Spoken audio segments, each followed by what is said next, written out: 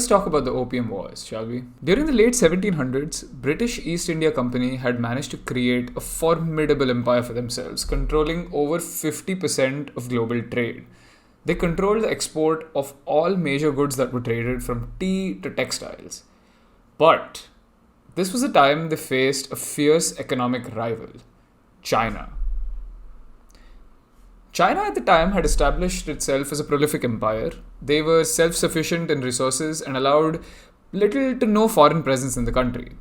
Of course, foreign countries wanted to trade with them due to the abundance of tea, spices, and silk that they were producing so well. But the Chinese didn't really have any demand for goods that were made in other countries. Over the years, Britain established itself as the largest foreign market for China. Take a look at this graph. Britain consisted of over 65% of all exports that were made to China during the late 1700s all the way through the 1800s. But Britain was starting to face a major problem here. Now, generally, the British Empire, while trading with other countries, bartered their goods for foreign goods, which maintained their trade balance and kept them profitable. Although Britain had a huge appetite for Chinese products, as I mentioned, China didn't really want to barter with them. China was like, bro, we can already make what you're offering us, so why not just pay us in silver instead? Since silver, like gold, was a universally accepted mode of payment. This trade continued in this fashion for a few years until Britain realized that this setting had put them in a huge trade deficit to China, where they were paying for goods with silver, but they were not receiving any silver back, causing a significant economic strain. They had to find a solution to this problem, because trade simply could not go on where the largest empire on earth was losing money. Around this time, Britain had already lost control of America, which had cost them heavily, and they were desperate to find new sources of revenue to balance this deficit. Enter opium. Britain noticed that China is a net importer of opium from countries like India, Arabia, and the Portuguese.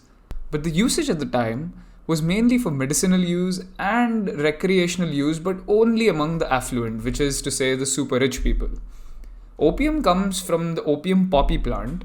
It's a sticky substance collected from the plant's seed pods and contains chemicals that can relieve pain and make you feel a sense of euphoria. But it's also very addictive and hard to stop using once you start. The British East India Company, which was a state-owned enterprise of the British Crown, realized the potential in selling opium to China to balance the trade deficit. Since Britain already controlled India, they were able to exploit the land and cheap labor to produce large quantities of opium and export it to China. So much so that they forced Indian farmers to start producing opium instead of food crops, creating food shortages in India. Madhya Pradesh and Uttar Pradesh became centers for opium production because they had the required climate and soil quality, and they were close enough to the large port at Calcutta to save money on transportation costs.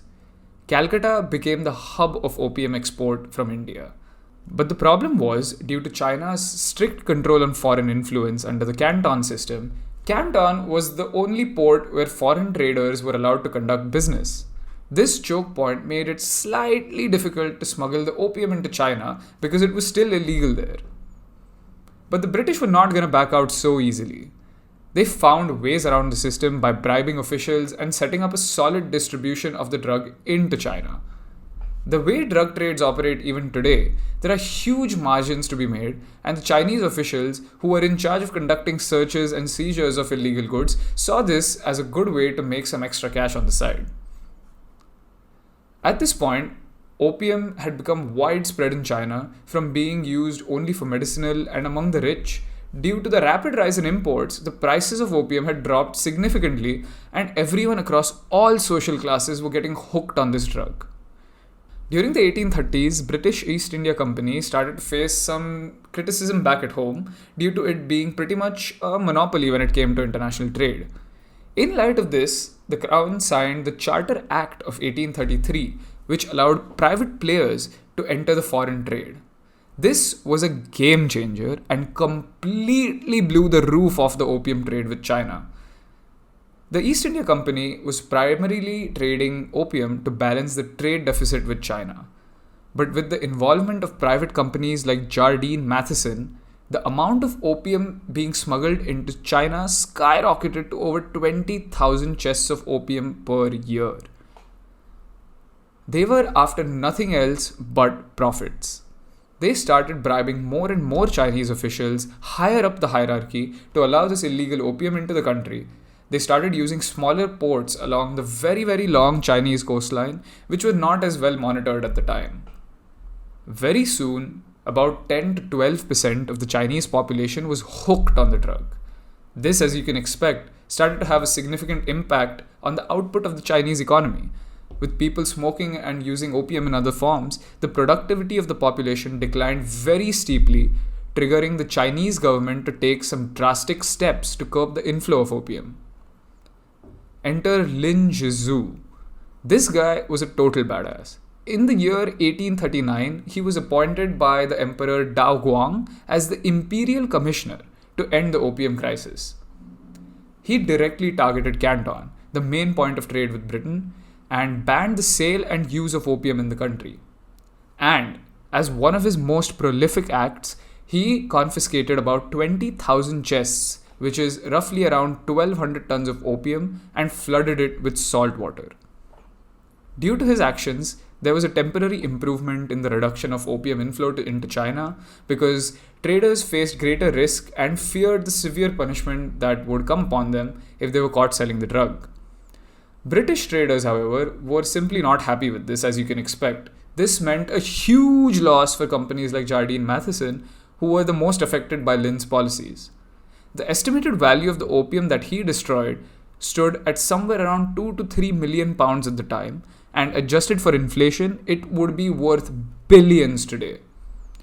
Jardine Matheson decided that it was time for them to take a stand. Apparently, in 1839, William Jardine personally travelled to London to lobby the British government to take military action against China on the grounds that this somehow intervened with their right to free trade and that this action was an attack on British honour. Lord Palmerston, a statesman, shared his views and used William's reports in influencing the government into going to war. Thank you so much for watching this video, guys. I hope you enjoyed it and found it useful. If you did, make sure you drop a like, subscribe to my channel, and I guess I'll see you guys in the next one.